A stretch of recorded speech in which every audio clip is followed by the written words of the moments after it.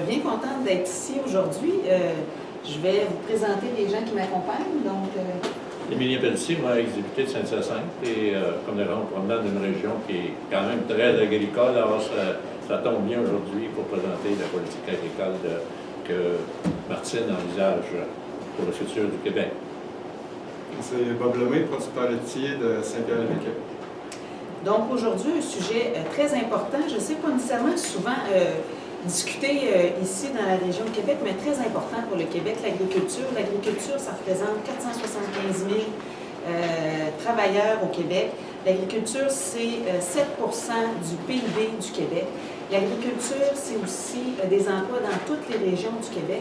C'est ce qui nous assure l'alimentation. Donc, c'est un sujet extrêmement important.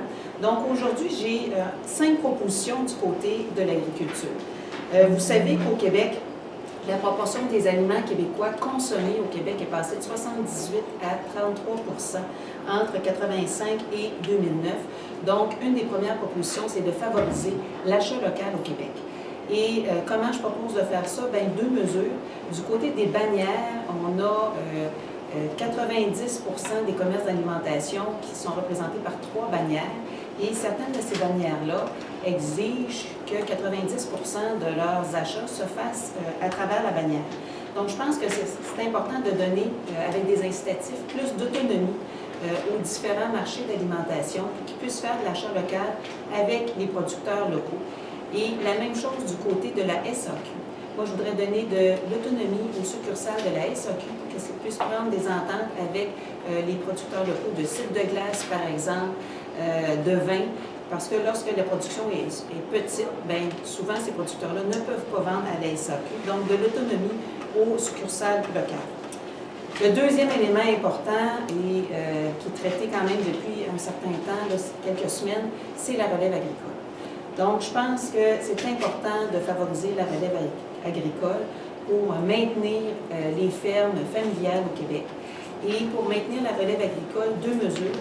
Une mesure, c'est d'avoir du capital patient à leur disposition, parce que maintenant, ça prend pas mal de capital pour pouvoir acheter une ferme. Et la deuxième mesure, c'est toute la question de l'accaparement des terres. Donc, moi, je veux contrer ce phénomène-là de financiarisation des terres et d'accaparement des terres en collaboration avec les différentes, avec l'UPA et les différentes associations du milieu agricole. Troisième volet, c'est toute la question de l'agriculture biologique. Il y a environ 75 des aliments biologiques au Québec qui sont achetés en importation.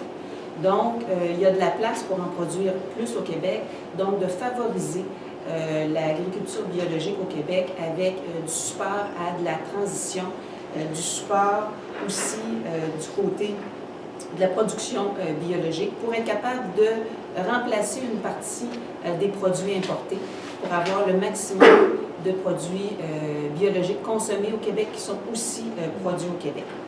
Quatrième mesure, c'est de favoriser les circuits courts qui sont de plus en plus populaires, donc les paniers d'agriculteurs ou ce qu'on appelle le fermier de famille. Il y a un exemple là, très intéressant ici à Québec, dans Limoilou, où il y a des ententes avec des agriculteurs qui viennent de façon régulière apporter les paniers de produits agricoles de saison avec des citadins. Donc un achat direct, circuit plus court, meilleure marge de profit pour les agriculteurs et un lien qui se crée en même temps.